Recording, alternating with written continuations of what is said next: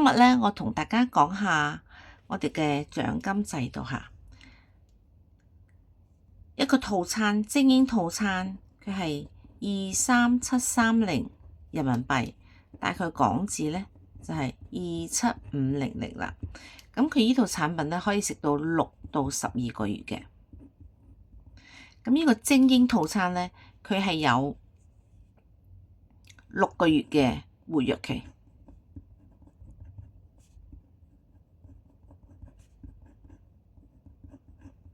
好啦，咁佢總共咧就有7個獎金。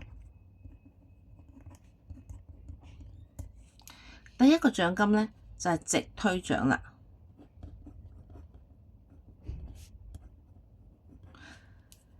直推獎咩意思咧？就比如講係我啦，咁我食得產品好，我介紹一個朋友叫 A， 咁咧呢個咧就叫做直推獎啦，直接介紹嘅。咁你可以收到咧就係12%，亦都係等於2800蚊嘅人民幣。好啦，咁你再推一個 B 咧，咁你同樣可以收到一個2800蚊啦。咁呢個係第一個獎金，就叫做直推獎啦。好啦，第二個獎金咧就叫間推獎。間推獎咩意思咧？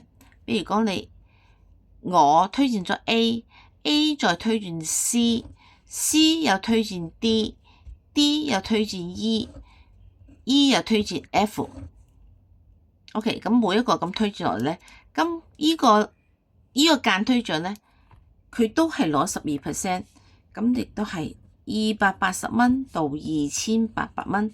咁呢個咧就係大家分嘅。咁咩意思咧？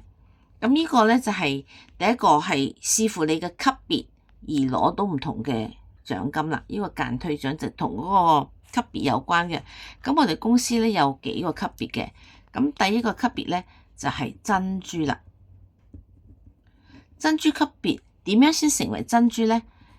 左推一單27500嘅，右推一單，咁就可以變成一個珍珠啦。咁呢個，比如講而家呢個 A、B 咁樣嘅結構咧，就係一個珍珠結構啦。咁 A、B 我咧要攞到獎金咧，咁佢左右都要有一個推薦嘅戶口先得嘅。咁而實際上呢個，比如講A 推薦咗一個戶口啦，咁我哋再推多一個 B， 咁就變成一個珍珠啦。咁珍珠嘅時候咧，咁你咧就可以攞個獎金咧，大概咧就係280蚊。OK， 咁第二個級別咧就係一個藍寶啦。藍寶咧就係左3單右3單，左3單呢個咁左3單，右如果有3單，咁咧就一個藍寶啦。咁你攞個間推獎咧就攞840蚊。好啦，第三個級別咧就係紅寶。咁咧就左12右12咧，咁你攞就1540，係啦。第四個級別咧就係一個綠寶啦。咁係左29右29，咁就係攞2100。第五個級別咧就係鑽石啦。左57右57就攞2520啦。第六個級別咧就係皇冠，亦都係最高級別啦，係左113右113，咁就攞2800啦。咁呢個咧就係大家分。咁咩意思咧？比如講下，呢個咁佢如果佢F 啦，比如講係 F 再推一個 G， 咁對於 E 嚟講係一個間接推薦啊嘛，係 F 推薦 G 啊嘛，咁 E 嚟講就係一個間接推薦啦。咁我比如講舉個例，OK， 咁 F 咧係一個珍珠，佢珍珠級別啫。咁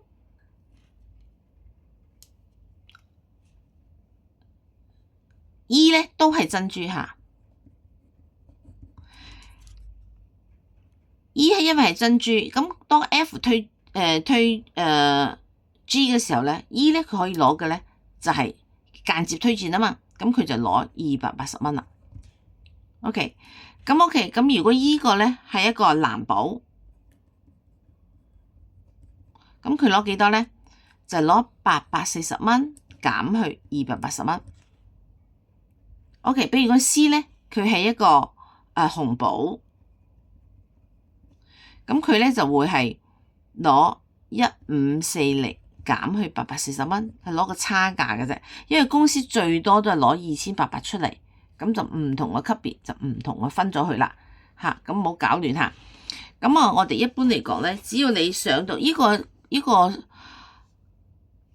業績個，即係話一單一單3單3蚊咧，係講緊係4周滾動業績，4周滾動業績達到呢個要求就可以上到呢個級別啦。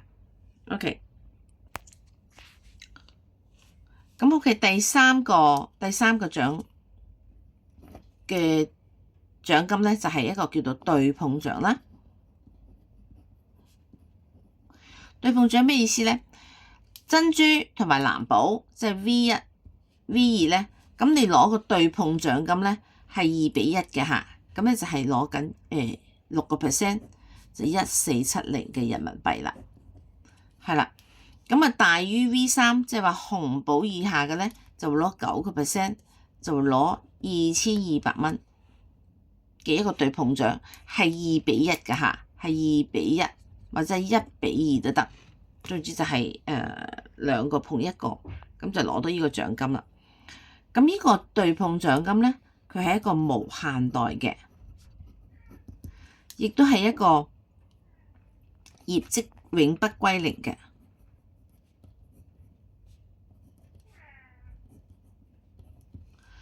咁佢仲有一個咧就係封頂嘅嚇，佢有個封頂嘅，就係800萬一年。好啦，咁我哋就講咗個對碰獎第3個獎金啦。OK， 嚟咯喎，第4個獎金就係一個叫做人才獎。人才獎咩意思咧？嗱，因為我推咗 A 又推住 C 推住 D 推住 E 推住 F， 一路咁樣落嚟啦。咁呢個咧 A 咧就係我嘅第一代 ，C 咧就係我嘅第2代啦。咁佢第一代咧，咁我哋呢個人才獎咧就攞夠10代嘅。凡係呢個代字咧，就證明係有血緣關係咁樣推落嚟嘅。每10代 ，OK， 咁第一代攞幾多咧？第一代係攞10%。A 係我嘅第一代，咁 A 嘅對碰獎金嚇係講呢個係對碰獎金嘅10%。比如講 A 佢攞個對碰獎，啱啱上面講咗係1470啦，咁我咧因為 A 係我嘅第一代，所以咧我就會攞147蚊啦。好啦，咁第2到第4代咧就攞5%，即係話咧呢個第10啦。咁呢度咧落嚟咧就5%啦。第 C、D、E 每一次佢哋攞對碰獎金1470，咁我咧就攞70幾蚊啦，即係147蚊嘅一半啦。OK， 好啦，去到第5代，要1、2、3、4，呢個第5代啦。第5代咧都仲係攞翻10%。呢個好誇張嚇，去到第5代咧，其實嗰度咧已經係有32人噶啦。如果按2複製，即係每人推薦2個，每人推薦2個，每人推薦2個嚇，咁去做，咁就有32人，變咗你係到第5代咧，你仍然係攞翻10%，10%係好誇張㗎，即係32人呢度去到咧，你都要32人係攞佢個對碰獎金嘅10%。公司點解要咁樣做咧？就係話想我作為喺上面咧，係真係去扶持下邊嘅夥伴，因為你都仍然係攞到比較高嘅獎金，所以你會花精力去陪伴佢哋。好啦，到第6代咧係攞5%嘅，第7到第10代咧係攞2.5% 嘅。好啦，咁呢個10代咧平均嚟講都有5%。好，我計條數俾你睇咯嚇。比如講2複製即係每人都推薦兩個 ，A 又推薦兩個，就喺呢度開個圍啦。咁 B 咧亦都係咁樣開圍啦，係每人都推薦嚇。咁俾我呢度亦都係咁樣開始啦，就每人都推薦兩個嘅嚇。咁咧10袋咧就有2048人噶啦。咁我當滿晒嚇，即係每人都推薦咁。咁我睇下呢個最多可以攞到幾多獎金咯喎。咁你可以計條數俾就係1470啦。上面寫住1470嘛，乘以5%，再乘以2048人，咁呢度有15萬一個月。你當每一個月每一個人都做到嘅，咁就可以做到呢個獎金啦。好啦，第5個獎金就叫做排隊獎，亦都係即係只有呢間公司先有嘅。咁佢會攞咩咧？攞10層嘅5%。大家聽到一個層咧係冇血緣關係嘅。比如講我呢度咧，我畫條線啦，呢個就係左區，每人都係做左區右區。我永遠都係一咪擺左，一唔就擺右。咁呢個咧就係我個左邊嘅工區啦，呢邊就係我左邊嘅右邊嘅工區啦。好，比如講我有一個食家，咁呢個咧就真係話我唔做啦，因為我要湊小朋友，我冇時間做，咁佢揾就食家嘅啫。咁但係 B 唔做啫，唔等於我唔做噶嘛，我會仍然擺落呢度，咪我擺呢度啦。咁 OK，再落嚟呢個就可能係佢生出嚟噶啦。咁啊再落嚟，亦可能再上面有我生出嚟，或者再上面嘅領導都生出嚟，就呢條就係我哋嘅公線啦。咁就一路咁樣落嚟啦，一路咁落嚟啦。好啦，咁因為有10層啊嘛，咁我哋想話，如果假如喺呢10層以內，我哋都揾到一個大咖的話，大咖，譬如講我就用一個咁樣嘅4方嚟講下。咁啊大咖到點咧？佢上面咪有個叫做封頂嘅，係咪？封頂800萬 ，OK。咁呢度有個10%，我 highlight 咗啲重點嘅嘢嚇。呢個就係我哋公司嘅特性啦。咁如果800萬，我比如講呢個大咖，佢咧封咗頂嘅，咁佢800萬喎，800萬再乘以5%，係咪40萬啊？好啦，有40萬出現嘅時候咧，呢度每一個人都會加40萬，加40萬，加40萬，喺呢個10層以內，每一個人都會加40萬。咁呢個咧就係我哋嘅好有特色嘅一個排隊獎啦，亦都叫懶人獎。咁 OK， 我話 OK 冇咁誇張係嘛？你下次揾個咁大個勁到封晒頂，我當佢係20萬，係咪20萬？20萬嚇，呢個20萬，再乘以5%，亦都有1萬噶啦，加1萬，加1萬，加1萬，加1萬。加1萬就係咁樣啦。咁而呢個咧，正正就係我哋團隊已經發生咗嘅事情啦。OK， 同樣下，如果係2複製嚟講咧，亦都係10層，亦都係2048人啦。上次講咗嘅呢度。咁同樣咧，一樣個複嘅公式可以睇到咧，1470再乘以5%，再乘以2048，都係15萬一個月。咁呢個咧就係我哋嘅排隊獎啦。咁呢個係好有吸引力嘅。比如講呢個係食家，佢無端端佢攞到40萬，或者佢攞到1萬2萬。如果兩個20萬，咁佢都已經攞到2萬啦，係咪？一個就1萬啦，兩個咪2萬咯。咁佢如果話我唔做，我都有2萬。咁如果我做，我就有更加多嘅獎金啦。所以呢度咧就係話有經常係會叫做底部點火，呢個撻着咗呢啲人，佢本嚟都係唔做嘅。比如我呢班開始都係唔做嘅，咁因為出現咗個大咖啦，佢攞到獎金喎，咁佢就會啟動啦。唔做都有幾萬蚊，而家我哋嘅團隊就發生緊，唔做都有幾萬蚊，咁一做咧會更加多，所以咧佢睇懂咗生意咧，咁佢就會過嚟做啦。OK， 呢個就係排隊獎。OK， 我哋仲有咧就係第6個獎金，就叫做復購獎啦。復購獎係咩意思咧？就話因為我哋啱啱講咗呢個套餐叫精英套餐嚇，精英套餐。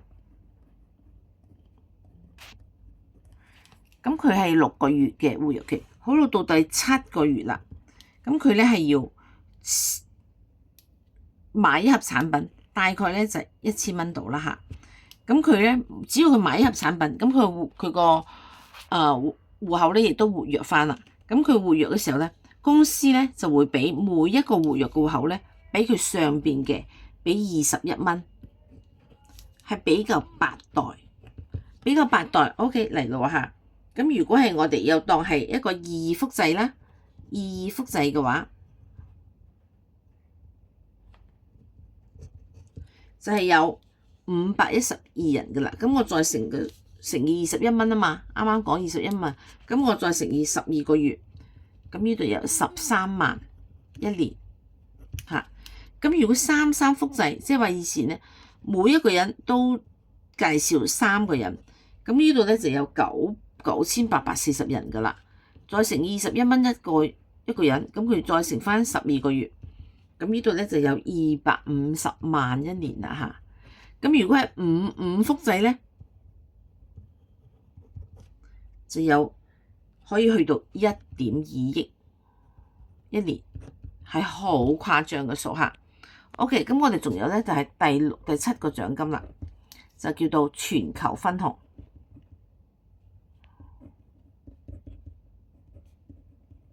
咁全球分紅咧，鑽石就1%。OK， 皇冠就2%。咁關於級別嗰個問題咧，同級別有關嘅一個獎金咧，就只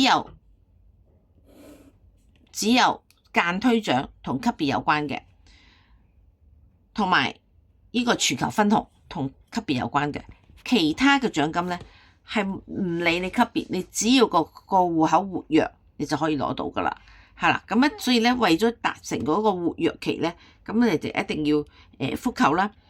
咁有啲朋友就會話要復購會唔會得難吸引啲朋友嚟啊？唔會嘅，因為我哋公司咧係好人性化。佢點解咧？因為你第一個你有排隊獎嘛，你攞咗獎金噶嘛，你攞咗獎金，你可能攞咗每個月都攞緊1000零2000蚊啦。咁你要花1000蚊去做復購，你根本就會毫不猶豫就去復購咧。而事實上咧，我哋嘅復購率咧係達到咗99% 嘅。因為點解咧？如果你唔復購，因為有排隊獎，你分鐘就攞唔到啦。咁我哋亦都係有團隊嘅試過，佢戶口有2萬幾嘅排隊獎，但係佢唔記得復購，所以咧就係攞唔到咯。所以佢就後悔啦。所以我哋啲朋友咧就一早睇住個戶口咧係一早去復購嘅，唔同其他公司要追住個客戶要復購啊，打電話去復購啊，叫佢復購唔使。我哋嗰啲會員係自動自覺，因為驚攞唔到嗰個獎金，所以會一下子復購。有啲係復購1年就復購晒啦，或者3個月、半年咁樣一下子就復購咗。所以咧，我哋個復購獎咧係好誇張㗎嚇。我哋嘅即係大咖咧，佢哋就為咗個復購獎而嚟嘅，因為呢個你睇下好誇張㗎嘛。每人買一個月買一盒啫，你只要你個量經過一個一段時間嘅積累咧，你嘅客戶群咧，你嘅夥伴咧已經有一個比較穩固嘅一個基礎嘅話咧，咁你個復購咧係好誇張嘅。啲大咖咧就為咗個復購獎而嚟嘅嚇。咁我哋咧有7個獎金，咁呢度咧就基本講咗啦。咁我仲想總結一下我哋公司有咩咁特別咧？嗱，我哋睇一個項目咧，一定係要綜合嚟睇嘅。點解我哋公司吸引咗咁多好優秀嘅人嚟咧？包括咗一啲股權投資人啦，一啲地產界嘅大咖嚟咧，佢都認為就話，因為如果出邊而家好難做生意，好難做，咁而呢度咧，你可以好輕易咁樣攞到每一年幾百萬或者過千萬嘅咁我哋就值得去投資啦。咁我哋係可以講係低槓桿、高槓桿、輕資產、高槓桿、輕資產，冇風險。一套產品你用2萬幾蚊，產品俾咗你噶啦，根本上其實已經係完咗噶啦。但係咧，我哋有7個獎金能夠重疊咁樣去用，令到你咧不停咁樣去唔同嘅階段攞唔同嘅獎金。開始你可能攞直推獎啊、間推獎比較多啲，但係中期咧，你其實你已經攞緊一啲人才獎啊、排隊獎啦。最後邊咧就應該落睇住啲複購獎會嚟緊啦嚇，因為呢個就係我哋嘅市場倍增個魅力啦。咁當然你攞到全球分紅就更加好啦嚇。咁我哋睇一個項目咧，我哋一定要睇綜合嘅。首先我哋睇下個產品，產品咧佢有冇差異化？有冇差異化？即係話我有人哋冇嘅，而我哋呢個公司嘅95% 嘅吸收率，資質體技術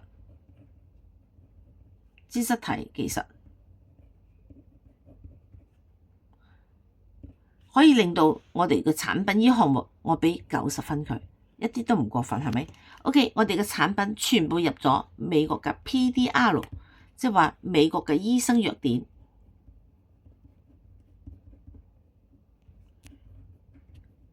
係咪好強嘅背書咧？咁呢個咧亦都可以俾90分佢。好啦，我哋去到公司層面，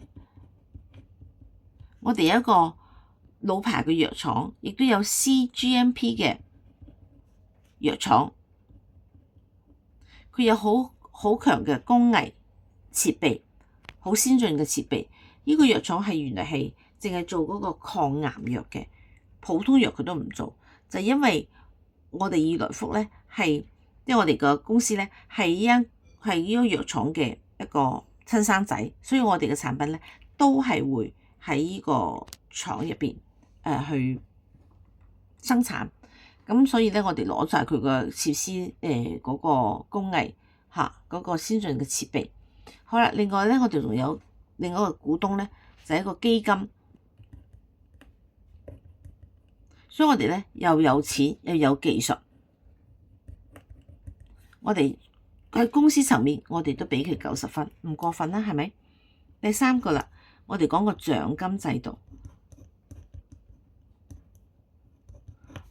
好有人性化，又係獎金係可以講係一個華爾街一個天才嚟設計出嘅一個咁嘅獎金制度啦，好吸引人嚇。尤其是我 highlight 咗嘅，即係間推獎啦嚇，嗰個第5代都去到10%啦，仲有咧就係個複購獎啦，係啦，排隊獎啦，呢啲都係有啲重點嚇。嗱，複購獎嘅21蚊啦，咁呢啲咧都係我哋嘅重點咧，嗱，業績都永不歸零啊！嗰啲都係市場上非常有優勢嘅地方。獎金制度咧，我哋都俾90分佢。好啦，第4個咧就係講緊係一個我哋嘅合規性，因為我哋以一個跨境電商入咗大陸嘅市場先大啊嘛，中國市場大啊嘛，咁我哋已經係一個合規落地，我哋呢個方面我哋都俾90分佢。好啦，第5方面咧就係我哋嘅系統啦。我哋嘅系統咧，由趙老師打造嘅系統咧，可以令一個小白入嚟都可以快速成長。只要你想要跟住團隊行，跟住個系統行咧，你都學到。我哋每日朝早8點到9點有個餐巾紙打卡啦，學嗰個係我哋嘅網絡營銷嘅精髓啦。咁每個星期2晚上8點半開始到9點半左右咧，亦都有一個叫做產品效果嘅分享會啦。每星期4咧，亦都有一個線上嘅事業說明會啦。咁當然線下嘅沙龍啦、講座咧，更加每個城市、每個地區、每一個工作室都會有噶啦。咁呢個系統咧，我哋真係好勁，資料好齊全，俾90分佢。仲有第6點咧，就我哋個團隊啦。團隊咧，我哋個團隊係一個冠軍團隊，由高總趙老師、楊媽媽、蘋果姐、韻思維嗰度咧出咗好多個皇冠咧，我哋係公司而家所有其他團隊總括嚟講咧，係出最多皇冠嘅團隊，亦都係連續8個月咧，係令到我哋嘅業績都係排行第一嘅。我哋個團隊好犀利，亦都90分。好啦，第7個最緊要咧就係叫做頭啖湯啦。